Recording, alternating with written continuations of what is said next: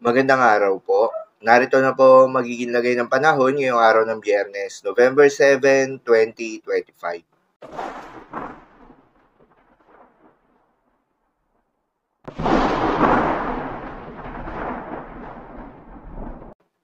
Sa kasalukuyan na tayo sa pag-asa, yung binabantayan na bagyo sa labas ng Philippine Area of Responsibility na may international name na Fongwong ay patuloy ang paglakas habang nasa Philippine Sea, northeast ng Palawan.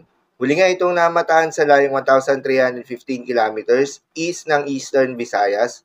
Taglay ang lakas ng hangin na umaabot sa 100 kilometers per hour malapit sa gitna at pagbugso na umaabot sa 125 kilometers per hour. Kumikilos pa west-northwestward sa bilis na 20 kilometers per hour. Ang nasabing bagyo ay may kalayuan pa at wala pang direktang epekto sa anumang bahagi ng ating bansa.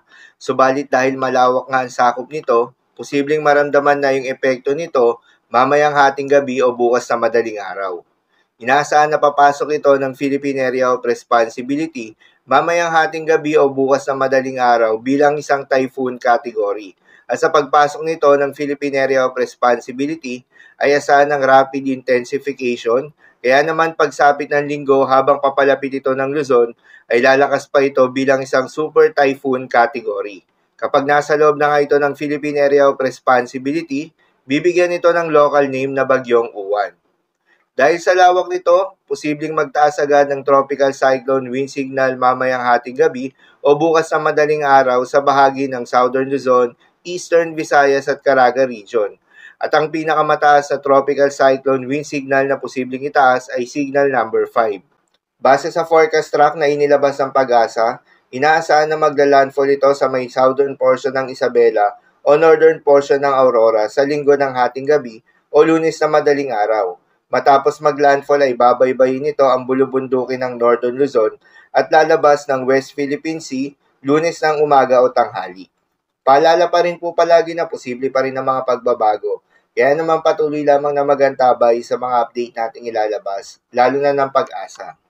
Para naman sa magiging lagay ng panahon ngayong araw ng Biyernes, northeast monsoon o hanging amihan ang patuloy na nakakaapekto ngayon sa ating bansa, particular na sa may extreme Northern Luzon. Dahil dito ay asahan yung maulap na kalangitan na may kasama mga pag-ulan sa may Batanes at Cagayan. Posible ang mga pagbaha o pagguho ng lupa due to moderate to at times heavy rains. Habang sa Metro Manila at nalalabing bahagi pa ng ating bansa, ay asahan naman yung bahagyang maulap hanggang sa maulap na kalangitan na may kalat-kalat na mga pag-ulan o thunderstorms na dulot naman ng mga localized thunderstorms. Posible rin ang mga pagbaha o pagguho ng lupa during severe thunderstorms. Madalas, nabobo ang mga thunderstorms na ito tuwing hapon o gabi na nagtatagal ng 1 hanggang 2 oras.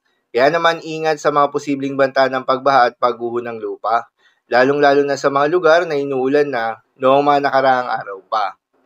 Para naman sa magiging lagay ng mga dagat baybayin, ayon sa Pag-asa ay wala na tayong nakataas na gale warning sa anumang seaboards ng ating bansa.